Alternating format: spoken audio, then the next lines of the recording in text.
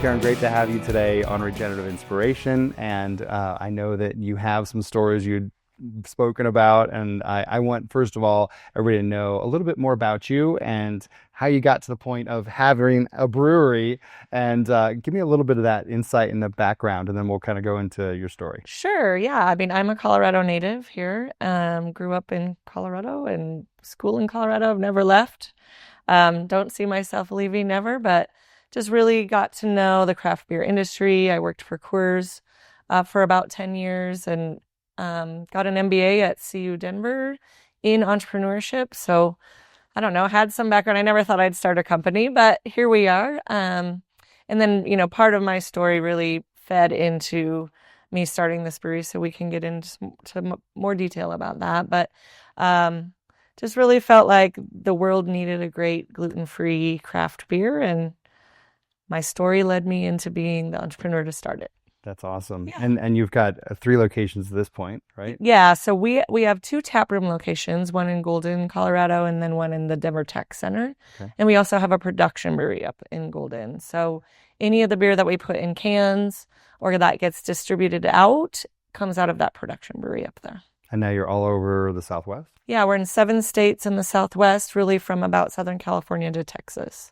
Perfect. Yeah. Awesome. Yeah. Well, right on. Well, tell me a little bit about, so one of the big things that we want to do is inspire people. And there's people that have gone through about every type of adversity you can imagine. And so we know that sometimes those people don't have the support system or people around them that may understand what they are. Or in other cases, like something so different happened that even though they have a great support system, they still don't understand because they've not gone through that, whatever it might have been. Mm-hmm. So tell us a little bit about, what your story is. Yeah, I think, the greatest adversity for me really was around my health. I have been an athlete my whole life, my whole family. There's no record of anybody having any issues that I had. So, it was a surprise. But first and foremost, I was pregnant with twins at the time. And when you get pregnant, your belly button pops out. And when that happened, actually, they found melanoma in my belly button. So while pregnant with twins, had surgery to remove that. Had twins, luckily very healthy twins, and feel really grateful for that piece.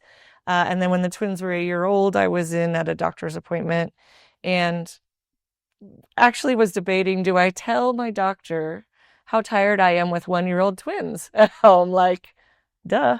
But I did, luckily. And she happened to find a lump on my thyroid, further testing, and that turned out to be thyroid cancer. So a completely different kind of cancer within a year's, about a 1.5 year span with twin babies at home. So I had that surgery and radiation done as well. Really struggled recovering from that.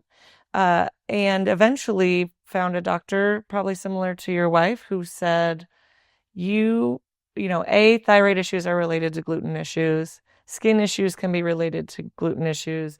Infertility can be related to gluten issues.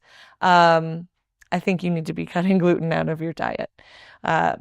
We talked about it already. I was in the beer industry and knew a lot about beer and love beer and the community of beer. And so it led me to doing research on beer ingredients and ultimately starting a gluten-free brewery to bring that back into my life. And I felt like there had to be other people out there that just wanted to have a beer with their family or friends. So the challenge led to, really what at this point between my kids and my family and everything else, what I'm dedicating my time and my life to. Amazing. Well, that's an incredible story, and I'm really happy that you did mention that you were tired. I know I have four children, and they're 2 years apart. I cannot imagine what people go through with twins, and I think that it's very easy to have not said something about that. Yeah. I'm so glad you did, because that's something where if you can find something much earlier, it's obviously a lot easier to do that. So. Well, and that's what your doctor's there for, right? You feel, I don't know, I felt stupid being like, I'm tired, but they're there, you're paying them to help you and help you figure that out. So, I mean, in the appointment, I remember debating telling her or not, and I told her, and it led us down the road, which was good. So, and then you became an entrepreneur. Hmm. So, I mean, okay, there's a lot of people out there that want to be an entrepreneur, Yeah. and I want you to maybe talk about like what does it take, especially, Mm. you know, as a mom of two, Yeah. and like what does it take? How do you do that? How did you dig deep to be able to pull Yeah. that out? Yeah. Because that's a lot of effort, and Yeah. I want you to talk about that a little bit because there's an entrepreneur out there right now that needs the encouragement of you that I promise that Yeah. they need a little bit of like you can do it. Yeah. Yeah. I mean, I think you can do it, but I do think there's two specific skill sets in my mind that you've got to have, and one is endurance. And not everybody has that. Like that is, it's, you know, it is a marathon. It's a long slog, and like you have to show up and have that energy every day. And it's a skill set that I think I have, and other entrepreneurs I see in them. And the other is grit. And grit to me isn't necessarily working hard, because I do think that's a piece of grit. But the second piece that defines grit is not only do you work hard, but you have somewhere, a direction you're headed. Mm-hmm. So you can work really hard and not have a direction and never get anywhere, or have a great direction, but not be willing to work very hard.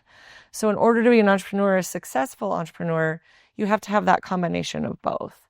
Always know where you're going and why you're working hard in order to get and accomplish and do things. And I think if people have that, then all day I'd be like, go for it, be an entrepreneur. But those are two unique skills that successful entrepreneurs have. Yeah, well, you touched on something that's super important. It's not everybody should be an entrepreneur. Yeah. Should understand the stress it's going to put Yeah. on them, on those around them, on their family if they Mm-hmm. have a family, Mm-hmm. and and on their finances most likely too. For sure. So that's the endurance you speak of. Is there? It's a stick-to-itiveness that I think as that Yeah. athlete you had mentioned, Yeah. like I mean, you Yeah. have endurance. You Yeah. have to be able to have that. And Exactly. So, yeah. And I think, to the whole point of your podcast and people overcoming things, Mhm. it's very translatable into entrepreneurship. Like there are times, hello, world pandemic, like you have no control over what's going on. And it's really, really scary. And it's a matter of like grinding it out and getting through a really yucky time. And that's really what I had to do when like I felt horrible and I didn't know necessarily what was going on, or there was really nothing to do but do what the doctors told me every single day and be consistent about it. And then you get out of that fog, or you get healed, or whatever it might be. All that is so translatable into like, really hard times as an entrepreneur or hard financial times. And you can translate those skills over and say, okay, I'm going to make it through this. Remember that time when it really sucked so bad. We're kind of back in that suck. You can get through this. Here's how you did it. So it's very transferable. Love it. Well, hey, thank you so much for being on today, Thank you. sharing and inspiring others. So thanks so much. Cheers. Yeah. Cheers. That's right. And support.